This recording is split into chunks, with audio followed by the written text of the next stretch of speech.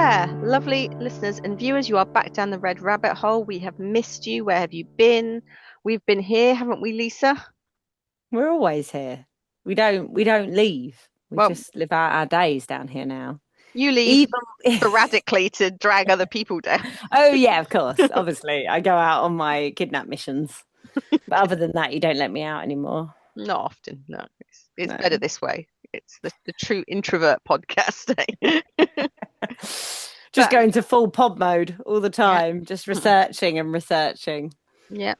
So as always, I am one of your hosts. I am thriller author NV Peacock, otherwise known as Nikki, and with me is Lisa Shepherd, therapist and runner and mum and comedian and many other You're things that always I always adding forget. things on for me. Yeah, yeah. Do you know what? I haven't run in ages. Actually, I went out the other day, did like a little cheeky 5K after about a 3 month break. I was like, I was fueled only by a coffee as well. Like that was it. I'd had a coffee that morning. Went right. I'm gonna go running, and yeah, it's probably a bad idea. Probably should actually do some and know what I do, but I don't really. I just go out for a little trot Well, you've got around to be every now and careful again. to outrun those serial killers, haven't you? Because, joggers are one of the high Yes. end victim pools, really, aren't they? So, It is. It's because everyone hates us. Like, it's think. because you run past people and they go, they just look at you like, they don't like it. And dogs, like, because if people have to get their dogs out of your way to get past, and Mm. I'm not a fat, I got knocked over by a dog once when I was jogging. Oh, Like, I remember that. it did Yeah. make an attempt on my life.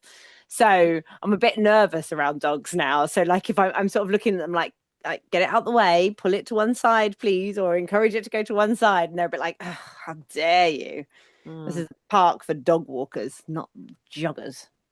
Well, you did in your What's that less than complaint? fit ways, I know, yeah, did Yeah, manage to he cap. can't have been very fast. No, you managed to capture us a best-selling author, didn't you? And with us today for the next two episodes is Mark Edwards. Hello, Mark. Hello. I'm very excited to be here down this rabbit hole. That's what everyone says to begin Um, with. yes, yes. I like that. I do love the creepy red rabbits behind you that make you both look like you've got rabbit ears. Quite like bunny, like kind of psychotic bunny girls. We are psychotic bunny girls. I think you've What we're hit it known the nail as, on the Right, head. yeah. okay. Okay. Definitely. So, Mark, you've done a lot of research for a lot of different books, so it's going to be exciting to see what comes up in the next couple of episodes. So, tell us about your Yeah. latest. Oh, okay. So the latest book is The Wasp Trap, which came Mm. out in paperback this January. My first Sunday Times bestseller, so that was very Ooh. exciting. And it's about a group of old friends who, well, old colleagues actually, who used to work together back in 99. I haven't seen each other for 25 years, and they get invited to a dinner party in a posh house in Notting Hill, which belongs to two of the people in the group. And they're going to celebrate the life of the psychology professor who first brought them together to work on an internet startup back in 1999. And then, well, it's a psychological thriller, so things are not as they seem in at the dinner party, and they end up getting forced to play a deadly game, which has been described as like the traitors with shotguns. Oh, That's how okay. somebody described it on Instagram, and I stole that, and I'm now using that everywhere. But in terms of the research, I mean, the stuff that I mostly had to research was the kind of, apart from watching The Traitors a lot, was the stuff in the past. Because in 1999 they're all working on this internet dating site. They're pretty much trying to invent internet dating because Mm. in real life, algorithmic um, dating sites weren't launched until Match.com and eHarmony started doing it in 2000. So these characters are kind of, they're trying to use like personality, the principles of like personality tests and psychology tests and psychometric testing to match people up and basically invent. Well, God, I mean, it's very different now. I mean, t something like Tinder, people wouldn't even have been able to imagine back in Mhm. 1999. So yes, so I did a lot of research into the history of internet dating and psychometric testing and how and computer dating in the 60s as well, which is where it all started. And then in the book, the characters decide that they're going to use all of this algorithmic stuff that they're doing to create a test designed to tell if somebody is a psychopath. And that is based on the research that was done back in the 90s by Robert Hare, who is the guy who pretty much invented the psychopath checklist. So there's quite a lot about that in the Wasp Trap. And this is the book actually, Without Conscience by Robert D. Hare. This is what started it all. Have you read The Psychopath Test by John Ronson? Is he? There's one guy that did it that actually discovered he was a psychopath by doing the test. Is that the Oh, same guy? no. Well, John Ronson, the journalist, wrote a book called The Psychopath Test, which is kind of based on this, where he went round meeting people and who he suspected might be psychopaths. So there's like a guy in a psychiatric hospital. There was a CEO of a big company. Hmm, There were of various other course. people who he wanted to test and see if they were psychopaths. But he didn't. He's definitely not a psychopath, John Ronson. Although I think he said he did have some traits that are on the list.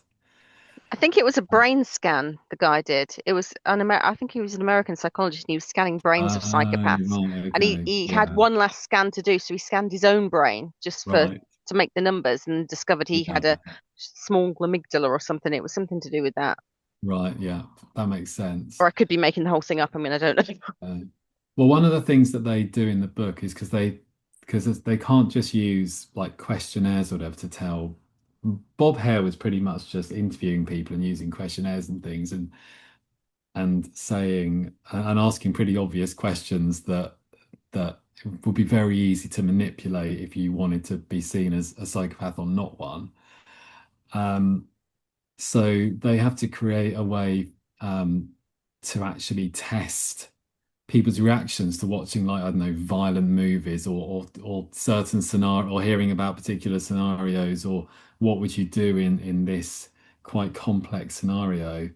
So they kind of measure their heart rates and they use a kind of similar to a lie detector test to kind of work out whether people are how they're reacting to the questions and the stimulus.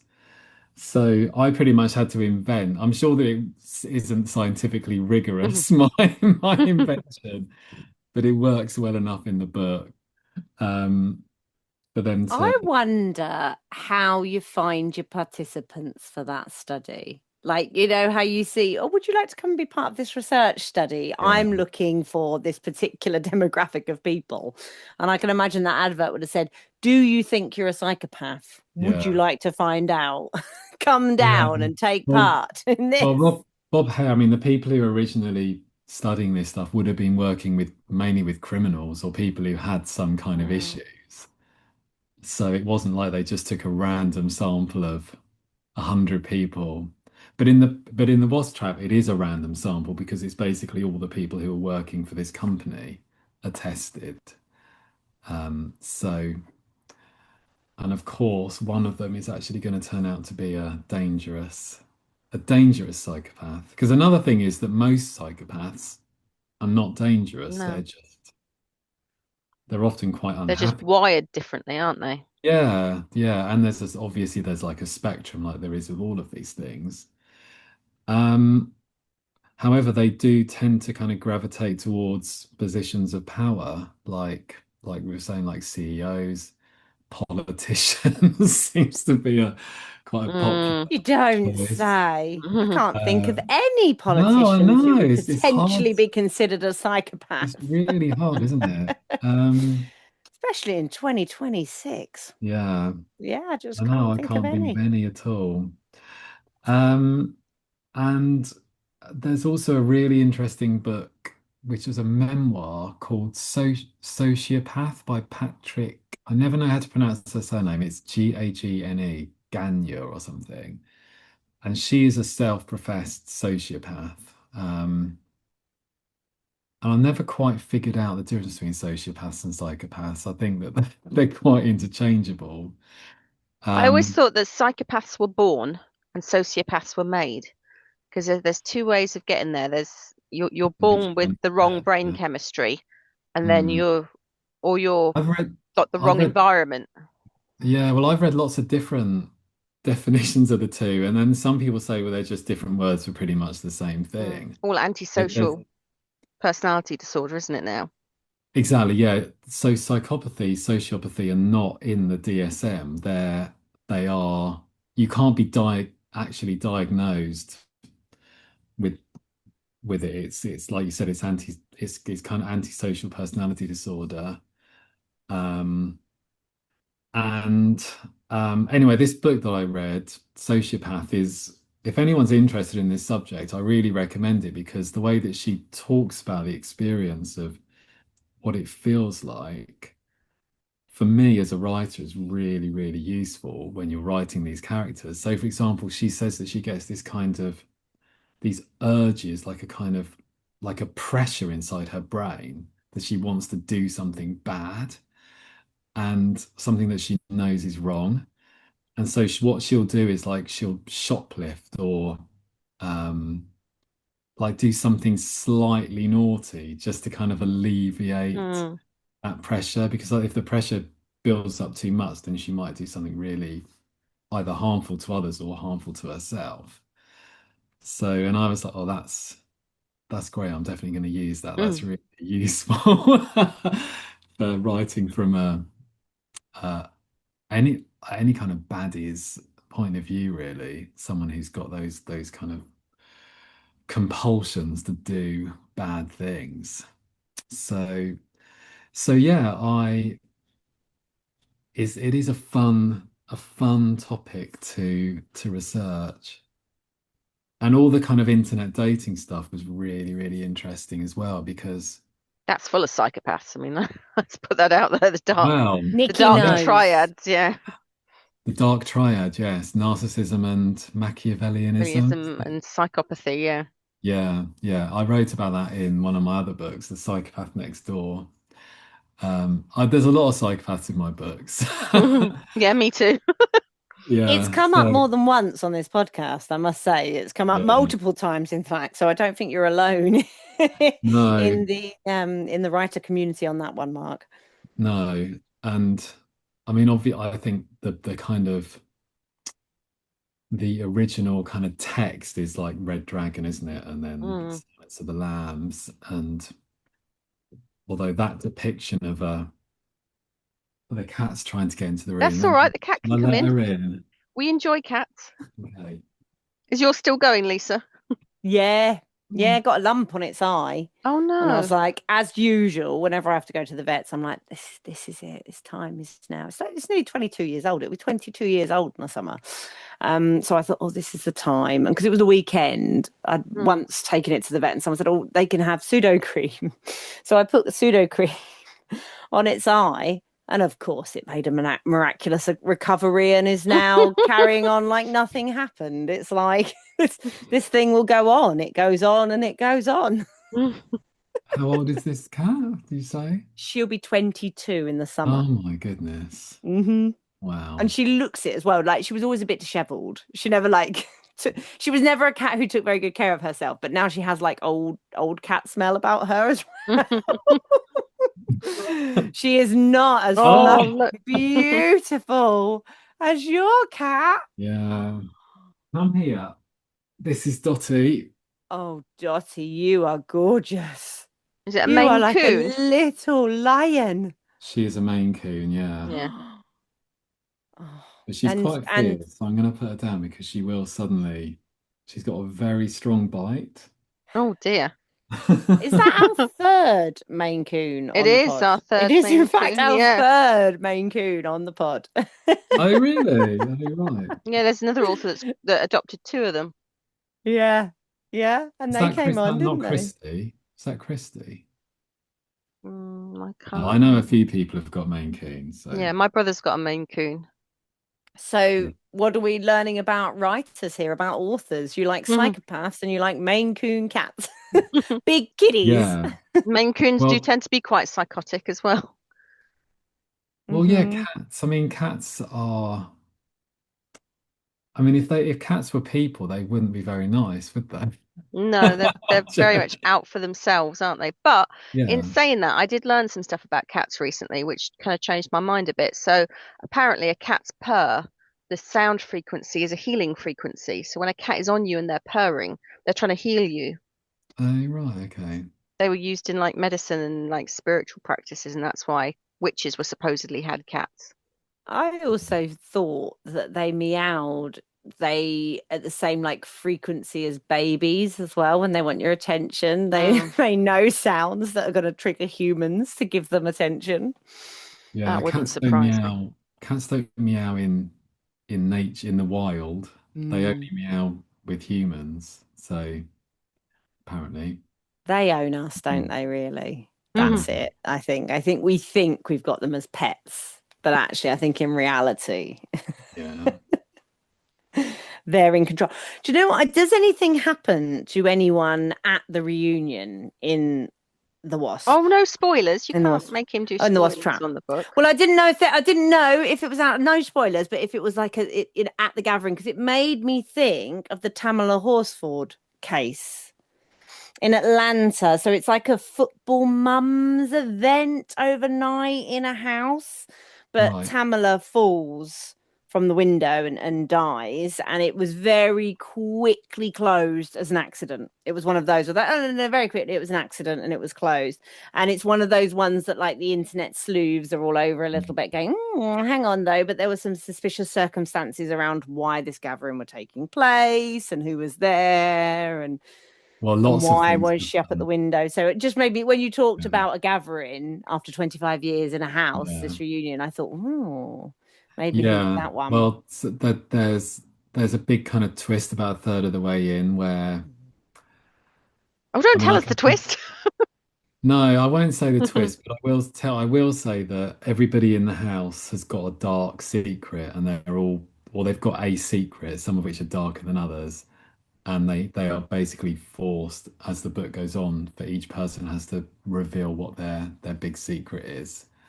And some of them are very dark indeed, and some of them are less Is there one who believes they have an exceptionally dark secret and try and keep it hidden? And then when it's revealed, you go, oh, that's Yeah. okay. oh, that's a big deal. Yeah, that would be me. That would be my Mm. character in the story. No, I can't possibly Overestimating tell your you. You once double dipped your crisps.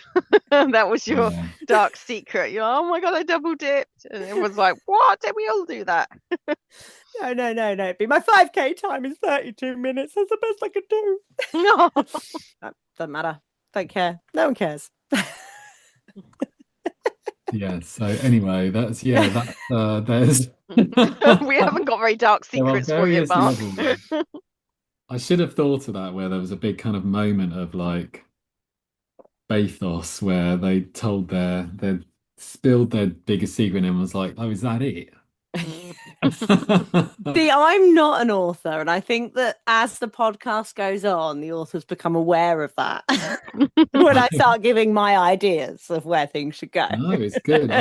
There's nothing I enjoy more than like a reader emailing me saying, "You should have done this, or you should have done that. You should have done." Or what did you think of it? Sometimes I get emails where I think, "Oh God, I wish I actually had thought of that at the time." That would have been. And sometimes it's things I had thought of but had didn't work or I'd rejected or whatever. I So always yeah, have these mad kind of comedy moments that I put in that then get taken out by the editors because they're like, oh, it's ruining the tension. yeah, I do that as And well. Actually, yeah, yeah, put so jokes in and then sometimes you have you've to got take them something in out. there and it gets taken out because they just feel like it's got a bump in the road and you want that road to be nice and Yeah, smooth for the reader, don't you? I've had exactly those same notes. Like, yeah, remove the joke at And this I get point. really upset 'cause it's like that every time I read that manuscript, it made me laugh. So it's like Yeah, I want to keep it in because it's so yeah, meaningful to me. but Yeah. you always have to kind of If bow to the editor. only I was your editor, I'd be like, add a clown car with Yeah. 40 clowns in it at this moment. I think it's going to really keep people in there. It's Mm, going to keep people page turning. How many clowns are going to be in that car? And then just keep turning the pages. And we'll yeah. just say, and one more came out on each page as you turn. Hmm. I love crime novels that have lots of humor in them, and people like Belinda Bauer and Claire McIntosh, and my mind's going to go blank now, but there's some people who write really brilliant kind of gripping thrillers, but they're also really funny. Um, if it's even if it's just like the banter between the characters, or some of the situations that they get themselves into, if you've got that humor in there as well, I think that's really, really important, and it just makes it more enjoyable to read. So, I mean, I always try and put some humor in, but you just have to make sure it's in the right places, don't you? That it's not Mm. spoiling that. You want people to be feeling different emotions. Sometimes you want like a funny scene after a really tense scene, just to kind of like release the tension. Mm. Um, and yeah, let the reader kind of breathe for a minute before you start ramping things up again. Because if a book is just like full on tension all the time, it doesn't really work, or it's not enjoyable. It's got to kind of ebb and flow.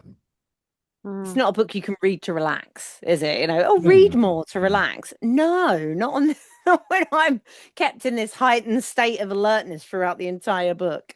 You definitely need Yes, those moments to break the tension. exactly. Yeah, exactly. So, So, what other things did you want me to talk well, about down the rabbit I hole? was going to ask because I mean, you've got a lot of books behind you, so to speak. Not Yeah. not literally, but in terms Well, of I your do career. actually. If you Well, look, literally, yeah. yeah.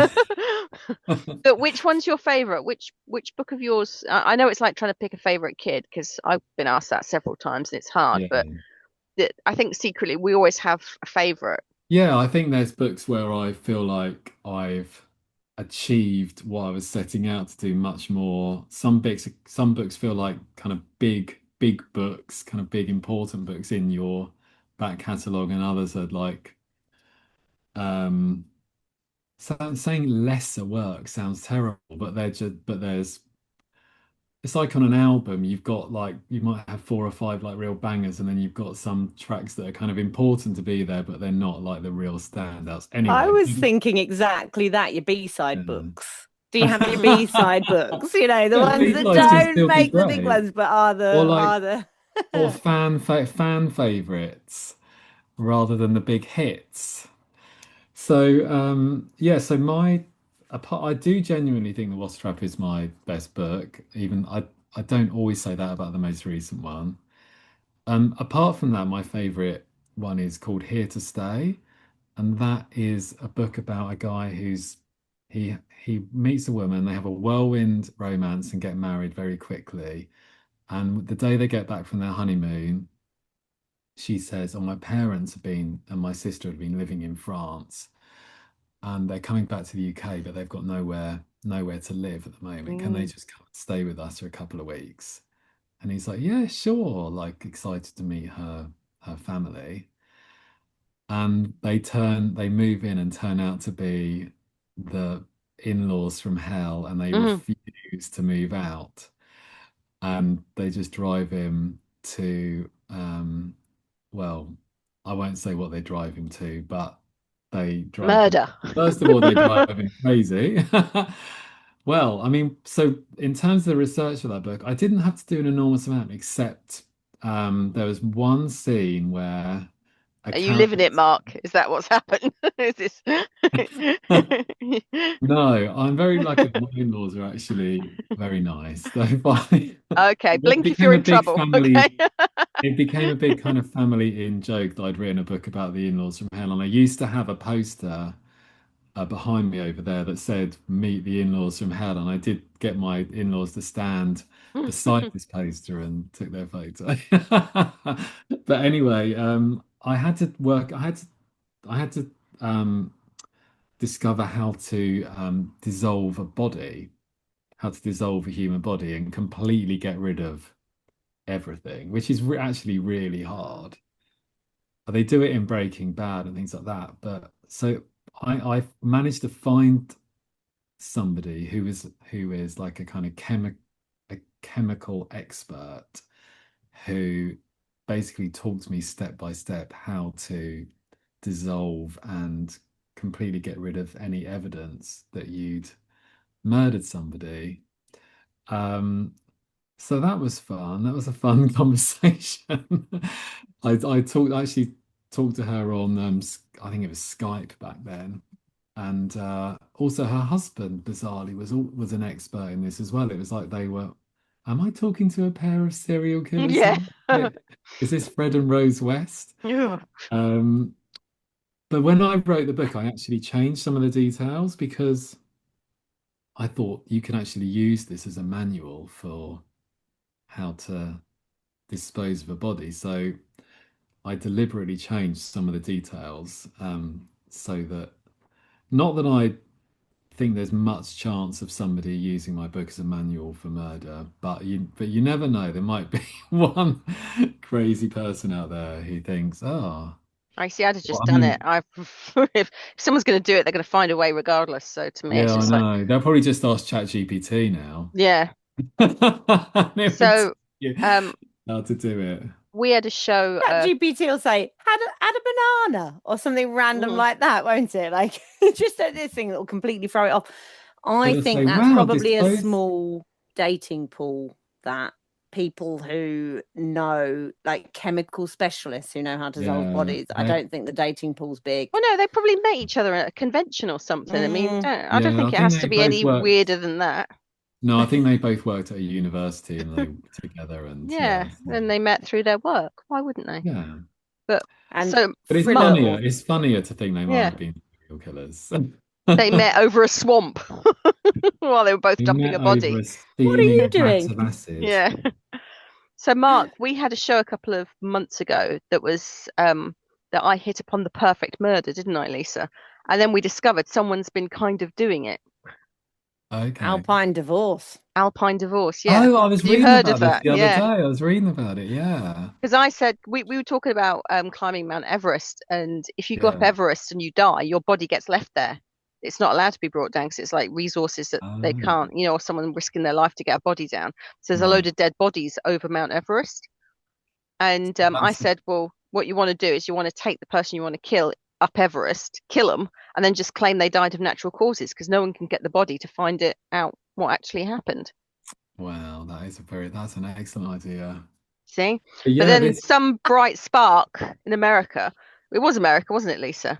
Has been dumping his girlfriends in the wilderness and just Is it leaving them there to America die. or is it I I feel like it's somewhere else now. But yeah, but he's not killing them up there and leaving them there. no, He he's just just seems to be like, abandoning them. "Hey darling, I know what's a really good idea for this Sunday afternoon. Let's go on a late night hike with you won't have any of the stuff that you actually need." I think one of the girlfriends he put in like snowboarding boots, which are completely inappropriate for climbing up a mountain.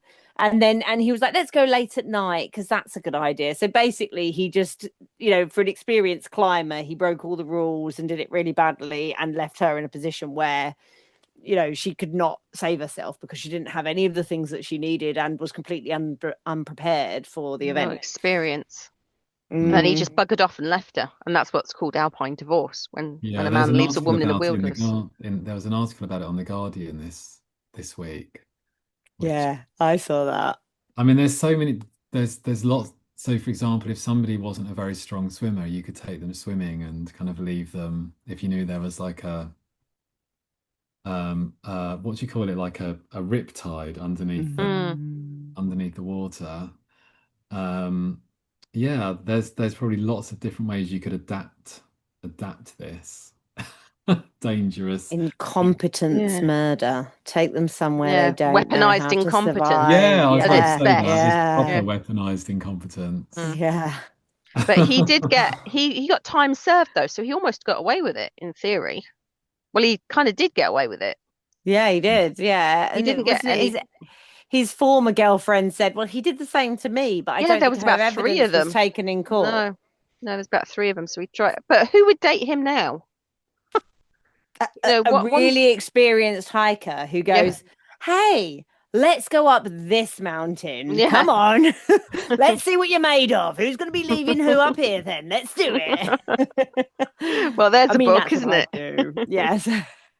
Yeah, and pretend. She'd pretend the whole time she wasn't, that she didn't know She what didn't know, and she'd have a bag stashed And up then there with all the stuff actually, in. yeah, she knew what she was doing. She'd like shoot him in the leg so he couldn't do anything and have to stay there. Yeah. Yeah. I would love There you to go. write. Perfect murder. Yeah, I've always wanted to write a psychological thriller about like set on a hike because I've read what Wild, Mm. which is one of my favorite non-fiction books, and I love the film as well with Reese Witherspoon. And there's a section in that where she's kind of on her own, and these two kind of creepy guys come along and harass her, and she feels really scared. And when I was watching it or reading it, I was thinking you could just take that bit could be like the centerpiece of a psychological thriller that I love. Kind of, it's one of my favorite genres of movie or books is like the wilderness thrillers or wilderness horror where people go Like The somewhere. Hills Have Eyes and things like that, where you. Yeah, but not necessarily where there's like roaming bands of mutants who are Well, or like the Texas Chainsaw Massacre, but it could just be much more subtle where you've just got one person kind of stalking you through the woods or something. There's yeah, I think it's a really good subgenre, but I have set lots of books in creepy woods, but not on any hikes. Because when I came out with the idea, suddenly like 2 or 3 other people wrote hiking mm. psychological thrillers. So I was like, oh, think they've beaten me to it. I think you need an angle in there about maybe like an outdoor influencer or just playing on that whole thing of Yeah, let's like get the Gabby outside Petito and van let's life thing. hike and yeah, Yeah. Oh yeah, yeah, yeah. But I did. also What? just Yeah, I people go, watched oh, that. go for a hike. I did watch that documentary. That was really That interesting. was. Mm. Yeah. Mm. Well, on that note, we are going to abandon you down the red rabbit hole for the week, Mark, so you can think about your hiking thriller and Enjoy the keep you down here wilderness. for a week. And we're going to come back to you and talk about all your other many, many bits of research that you've done, because this is quite a deep rabbit hole. Okay. Getting deeper by the I minute. hope It there's is. snacks. Well, I'm not sure I'd eat them. Some of them are Yeah. left over from other authors, so Okay. you might not want to. There's still loads of fruit and fiber, so that's Yeah. okay. Yeah. Mark's day. Yeah. Yeah, he had a lot of. And Yeah. don't drink the mud coffee, whatever you do. Yeah. Oh, God. You regret it.